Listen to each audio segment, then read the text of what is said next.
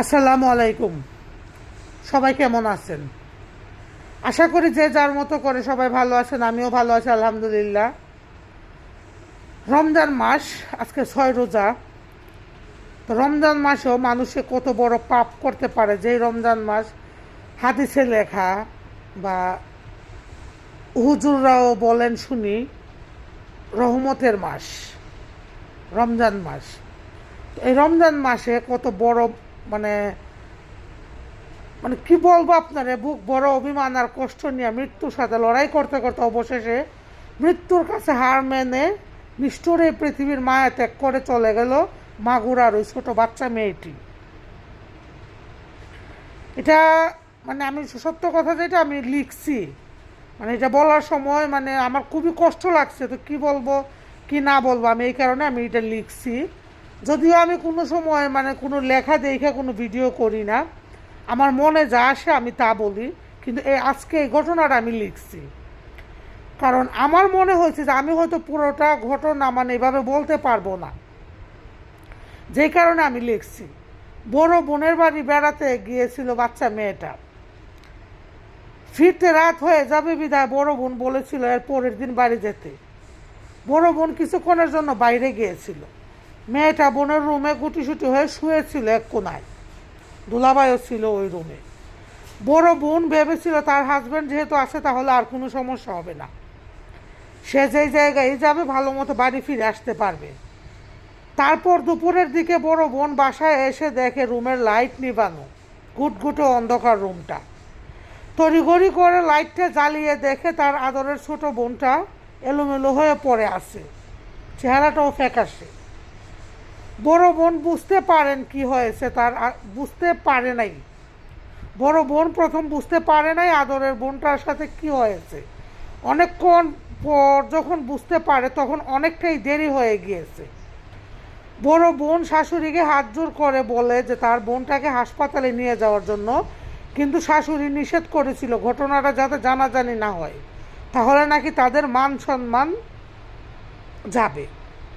তারপর বহু কষ্টে শাশুড়িকে রাজি করিয়ে বড় বোন তার ছোট বোনটাকে নিয়ে আসে মাগুরা হাসপাতালে। কোনো রকম দায় সারাভাবে হাসপাতালে দিয়েই শাশুড়ি পালিয়ে যায় সেখান থেকে।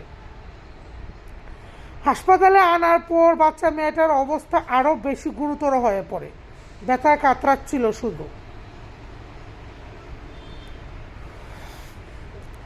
বাচ্চা মেয়ে বয়স আর কত হবে, 7 কিংবা 8। যৌনতার কিছুই বুঝে না সে, পুতুল নিয়ে খেলা করার বয়স তার। মেয়ের মা এবং বোনের সন্দেহ দুলাভাই সজীব এবং শ্বশুর হিটুর প্রতি। জোরালো সন্দেহে দুলাভাই সজীবের প্রতি, যেহেতু তার রুমেই ছিল মেয়েটা, সেই কারণে দুলাভাইয়ের প্রতি সন্দেহটা বেশি। তৌহিদি জনতা এখন এই বাচ্চা মেয়েটার কি দোষ দিবে? তার তো ওড়না পরার বয়স হয় নাই, বোরকা পরার বয়স হয় নাই, পর্দা করার বয়স হয় নাই, নিজেকে গুছিয়ে রাখার মতো বয়সটাও হয় নাই। যদি ওড়না পরার বয়স হতো তাহলে না হয় ওড়নার দোহাই দিয়ে দায় সারা হয়ে যেত। তারা কি এবারের ধর্ষকের পক্ষ নিয়ে ফুলের মালা দিয়ে বরণ করে আনবে, যেটা বরাবর হয়? মেয়ের মা এবং বোন মিলেই এখন অসহায়ের মতো পড়ে আছে হাসপাতালে।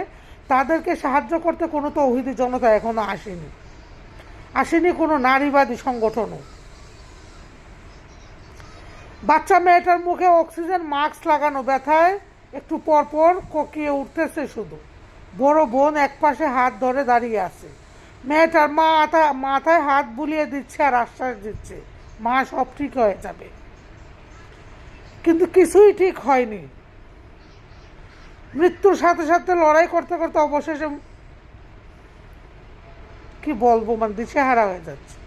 তো শেষ পর্যন্ত বাচ্চাটা আসলে মারা গেছে। এটা এতটা সাজাইয়া গুছাইয়া বলার মতো কিছু না। তো শেষ পর্যন্ত বাচ্চাটা মারা গেছে। তো আমি বেশিরভাগ ক্ষেত্রেই বলি যে আমি পুরুষদের দোষ দিই না, আমি মহিলাদের দোষ দিই। কোনো মহিলার যদি ইচ্ছা না থাকে, কোনো পুরুষ তাকে যৌন হয়রানি করতে পারে না, যৌন নির্যাতন করতে পারে না। কিন্তু বাচ্চা মেয়েটার বেলায় কি বলবো, আমি অনেক ভিডিওতে বলে থাকি যে আমি সারা জীবন ঢাকায় থাকছি। তো ওই জায়গায় আমার সাথে আমরা ভাড়া থাকতাম, আমার সাথে এক ছোটো ভাই ছিল ফারুক নাম। যে কোনো একটা কথা প্রসঙ্গে আমি ওই জায়গায় এখন না যাই, ওই ঘটনা অনেক বড়, বলতে গেলে অনেকটা দেরি হয়ে যাবে। তো ও আমারা বলছিল যে আপা পুরুষ পুরুষই, পুরুষ কোনোদিন খালু হয় না, পুরুষ পুরুষই, পুরুষ কোনোদিন খালু হয় না, যে কোনো একটা ঘটনার প্রসঙ্গে বলছিল। তো আসলে আজকে আবারও দেখলাম বা বুঝলাম যে নরপিশাচ আসলে কত ধরনের হয়। একজন মানুষকে মানুষ না বলে কেন নরপিশাচ বলা হয়, তার আচার আচরণগুলো নরপিশাচের মতোই। তো এখন আমি